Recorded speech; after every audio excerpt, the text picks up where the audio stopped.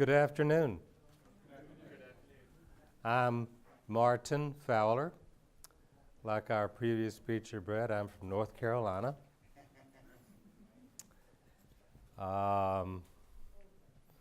And not an aerospace person. I teach philosophy at Elon University, four-year liberal arts university near Greensboro, North Carolina. But like a number of you, some years ago, I was bit by the Mars bug. And when people would look at me the way they might look at you with that look in their eyes and say, why Mars? Why Mars? The real answer, I don't know how to tell them, is that no, I didn't choose Mars. Since I was a kid, Mars reached out and beckoned me. And I didn't know where that trail was going to go. But it's here this weekend, and I'm glad to see you here and to share with you some thoughts about one element of the quest to explore, settle Mars, and have people there permanently. I didn't put up any PowerPoints, but that's so pretty. We can go with that. Think of this as a railroad track. Here's one track on the upper side, lower track down here. Upper track consists of all the missions to Mars, robotic, hopefully human, will have. And perhaps those missions have already gone, or they should have gone yesterday or 30 years ago. But that's about mission architecture. And we've had a number of presentations about that, the constraints, the possibilities of that happening. But I think there's another important element on a parallel lower track that on some level we know about, but it doesn't get articulated or reflected upon as much as I think this group deserves and perhaps needs. I'll give you an example. Can I borrow your chair here, sir? Here in the middle. Would you like this chair? Leave something behind? Okay. This is for the volunteer. Anybody want to volunteer? It involves sitting down. Oh. No. She got ahead of you. Okay. Before I got paid to teach philosophy full time, I worked as a legal assistant part-time in a little law office in Durham, North Carolina. And we did the usual bread and butter kind of legal work. There were divorces, separations, personal injury, but also from time to time somebody would come in and they had got it together to fill out a last will and testament. They were going to take their anchor and cast it into the future for themselves, for those they cared about.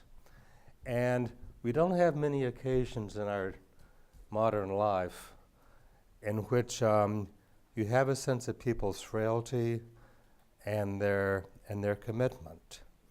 But we would make time in the middle of the working day when this person came in to do this, and I had my notary seal from the state of North Carolina, and we had 3 fellow employees who were the witnesses, and we would ask this person who had filled out this document, are you of sound and disposing mind and memory? Yes. Good. Not acting under undue duress, fraud, or menace, and not under the undue influence of any other person. The Mars Society. Oh, the Mars Society. Well, that's to be expected. And you would sign as testator right here, and the 3 witnesses would sign so they can get back to work. And in spite of how mundane this might have been at the time for some of us, for the person who was there, this was a big moment. They had finally come to terms, in one sense, with their mortality and with their obligations to others. They cast that anchor into the future. They had, in a sense, made a covenant. So I think covenant is something on this lower track that makes a great difference. The person who taught me most about this was my father. He started his own little business in Charlotte, North Carolina, and office supplies. And he kept the same employees, the same group, year after year after year. And I suppose they did a good job. I saw them grow older. They saw me grow up. And then, since this is all I knew, I didn't think anything strange of it until I got older, and I thought, what an interesting way to run a business. It's like he saw this, well, not just as loyalty, but as a kind of covenant with his employees. You know, they were throwing an anchor into the future together and walking along. So we had this ability within us, and occasionally it comes out. But as I look around at the world, it seems as though these islands of covenant are a small archipelago in a sea of, whenever, whatever that's out there. And the question, what does that mean for the exploration and settlement of Mars? So I had some thoughts I wanted to share with you briefly this afternoon, and I look forward to talking with you later on this evening. If you'd like to continue the conversation. The first that occurred to me is that covenants, unlike contracts, they aren't just about terms on a piece of paper. They're relationships between people. We say we are abiding together. We are in this together. It is binding, but not in the sense of being confining or restricting. It's a binding we're okay with, like going into the elevator out here. You're in there, you don't feel trapped. You're held together while the elevator goes up. And sometimes we have to be bound in certain ways to hold things together, which is okay. There's a kind of solemnity to it, that you might feel if you're filling out that will at an office and suddenly hit you emotionally what's going on. But it's not, I don't mean solemn in the sense of being grim or dour, but having a certain kind of weight or substance in how we relate to others that makes a difference. And lastly, it's a wholehearted way of relating to others. You say, I am invested in this. We are walking this path together in this future. In a sense, it's open-ended. We don't revoke it. It's not contingent. So it's a unique kind of relationship among people. And I hear intimations of this when people talk about space exploration, or those who have stuck with it through the years, whether it makes money or not, or whether things fail or not. And if people ask you, getting up close and personal, but each of us has been through this, why do you go to the Mars Society conference, or why do you get interested in this place that's hundreds of millions of kilometers away from your life? And you could say, well, this is my, you could say this is my hobby, but it's a lot more than a hobby. This is my interest. You could say, this is how I pledge myself to the future. This is what in the future matters to me. This is where I'm throwing my anchor, so to speak. And that is at least part, I think, of the Mars quest. The missions, the architecture, the funding, the politics, that's all important tracks too, but the covenant track, I think, matters as well. The oldest model of covenant, when you hear that word, you probably think, if you have a faith tradition background, is the Old Testament, a covenant with Abraham, with Adam, with David. But this need not be, I don't think it necessarily should be, a religious kind of relationship. What we want is a relationship that has a kind of legitimacy to it. Now, if you have a supreme being, that's certainly legitimacy and authority. But if you don't appeal to that, what do you have? I think there's two things we have in space exploration. And one stares us in the face, but we don't see it. And that is that across the world, over the last 60 years, space exploration has built up, earned for itself, a legitimacy as a human enterprise that people respect. Now, when you're fighting for money for a particular mission or project, that respect may seem in short supply. But this is an amazing thing. Governments come and go, religions quarrel. But space exploration, even if it's a storefront operation in a third world country, they have their space agency and they are proud of it. And we say this is an enterprise that matters. So that's a kind of legitimacy. And then there's the legitimacy of figuring out what to do with oneself and one's future. It is one way in which we belong in the world is through commitment. And we need belonging a great deal. It's a very important human need. And I think this is a kind of legitimacy that space exploration can provide. Now, there's reasons for thinking that Americans aren't going to warm up to the idea of covenant very quickly. We're quite individualistic, and as someone says, you should enter into this binding one-way, irrevocable relationship with others in the future and be okay with that. You can see a lot of pushback. People saying, well, that could be co-opted, and what about my freedoms? It would have to be a sense in which people feel that being bound to a future, to a project, to a success, to the Martians on another world, as the founding documents of the Mars Society say, is where they belong. And as individualists, we need to take care of our belonging. Otherwise, our autonomy is lonely and scary and kind of existentially weird at times. But the belonging helps out and helps to hold things together. There can be a lot of dissent. People say, okay, this Martian covenant, I've heard about it in the news. Maybe people who are interested in Mars will sign on to it, but I'm certainly not. I dissent. Well, what do we do about dissent? It's not a democratic process. You don't need a majority of people to have a covenant. If they're trying to undermine it, that might be a concern.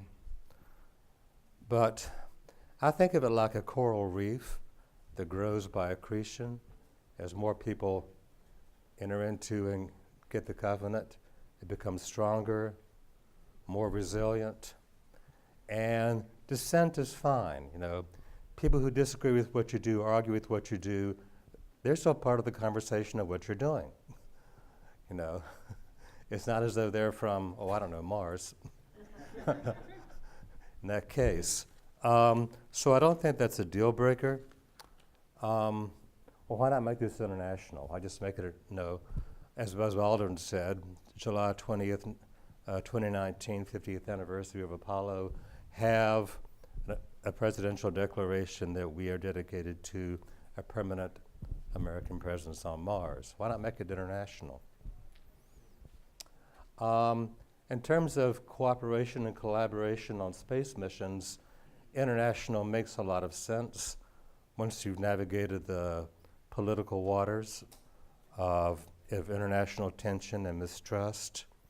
But as far as a covenant goes, that seems to have an emotional kernel that's still very, very nationalistic, loyalty to country. And so I can see other countries saying, well, we have a covenant for a permanent human presence on Mars too. And at some point they say, well, why don't we get together on this?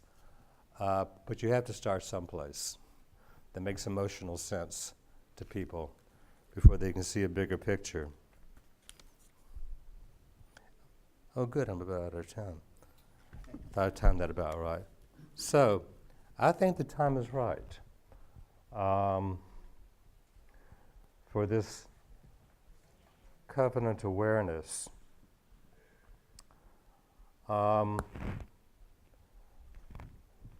And there are benefits on Earth.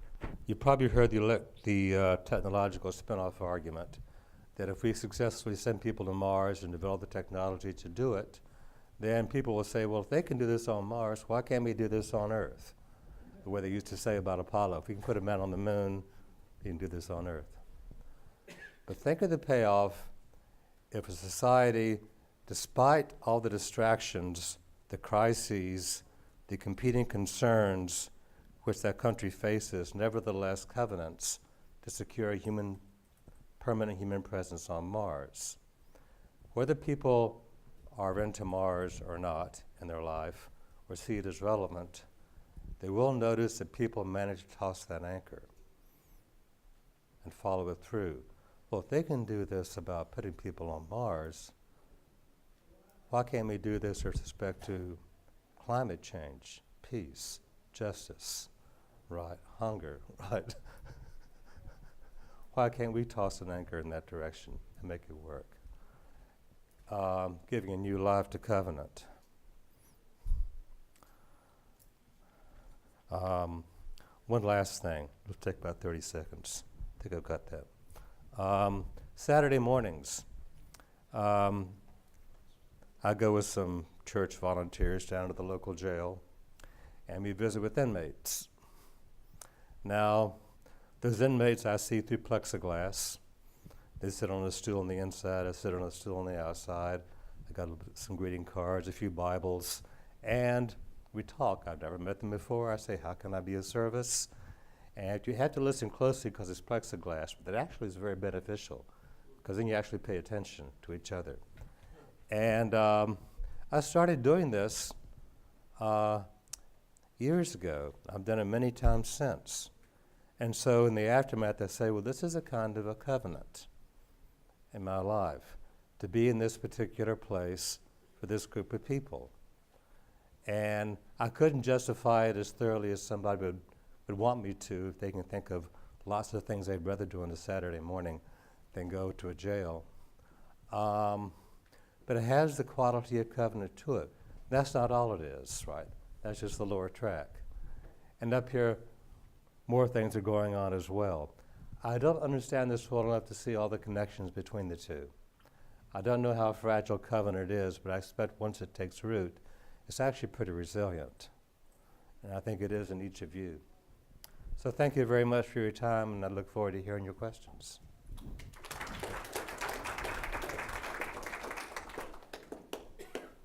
17 years ago, I gave a talk at this conference, Building Earth's Ark to Mars. And it was based on the covenant idea, the tithing of people's efforts as a strategy for how to form a Mars society that actually got some things done. And I was really happy to see the title of your talk today. I wish I'd heard yours.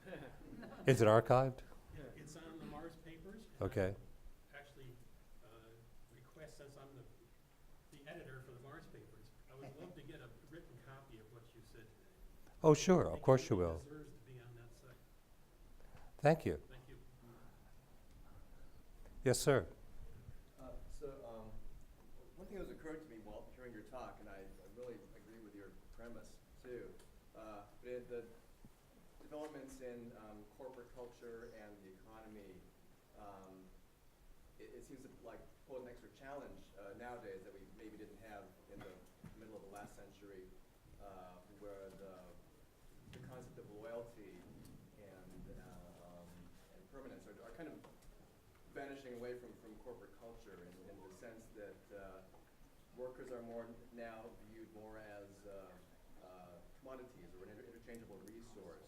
Mm-hmm. And reciprocally, employees don't feel the sense of loyalty to companies they work for either. What this comes from, how this has evolved, it has to do with the evolution of the internet and how that's influencing the way companies work, or vice versa, is something that I see that I suppose an extra challenge that would have to deal with to make something like this come to fruition.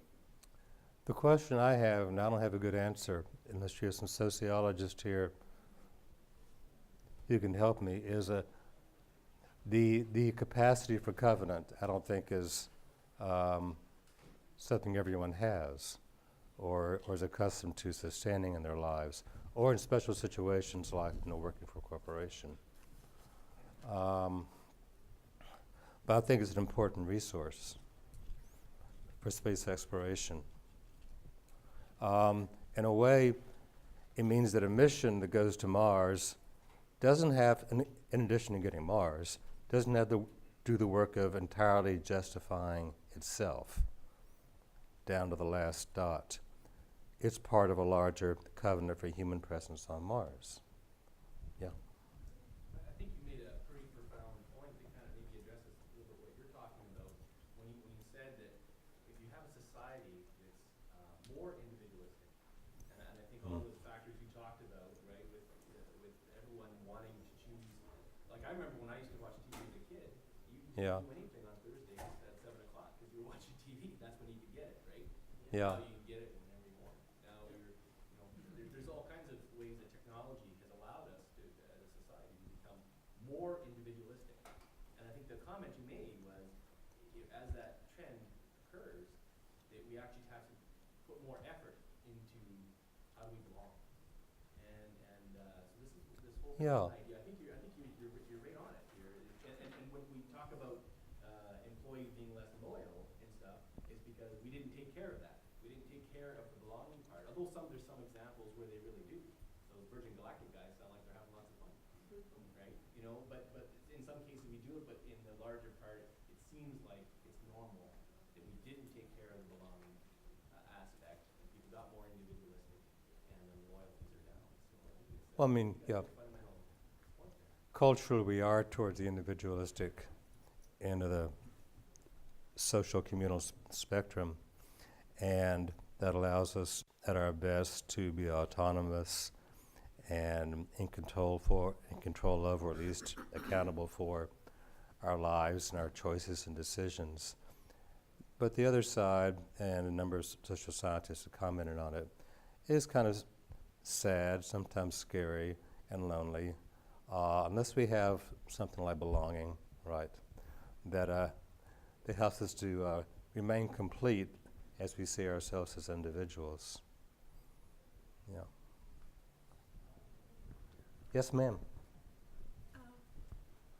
I would see, for instance, an institution like a university, one by one, making such an official statement, making a covenant. Because when I heard about your thing, I thought you were proposing like that United States should should have an official statement, just as we have UN statements on human rights or something like that. But the logical people to start with this, I mean, educational institutions have a commitment to the future in the sense that they're hopefully preparing people to enter the future far beyond the lifetimes of those who admit them. So did you have in mind an encouragement to formal written covenants Well, on the part of large groups? I wasn't going to share my fantasy about that time. When I was a kid, 1957, the International Geophysical Year, even in the middle of the Cold War, they managed to get science done around the world. It was quite amazing. It impressed me at that age. What about an international covenant year? And yes, it could be done by universities, but it could be done by other organizations, both political, non-political, and groups that have thought about this, that feel moved to say this is something we want a covenant to. I like it being dispersed, extremely varied and diverse and disorganized at first, before people find each other, because that means it has roots in a lot of places. Rather than being a top-down, that's a little bit too North Korea for me. We're out of time, Monitor, but I'll talk to you, Bill. Sure. Thank you.